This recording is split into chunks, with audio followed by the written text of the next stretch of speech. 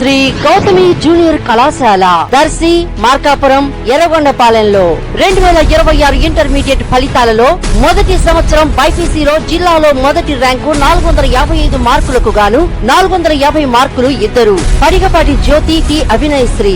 ఎంపీసీలో జిల్లా స్థాయిలో 3వ ర్యాంక్ 470 మార్కులకు 463 మార్కులు ఏవిఎల్ మోహన్ కుమారి. ఈఈ main, EAP CET, NEET, long term coaching తో పాటు EAMCET, short term exclusive coaching కలదు. అడ్మిషన్లు జరుగుతున్నవి.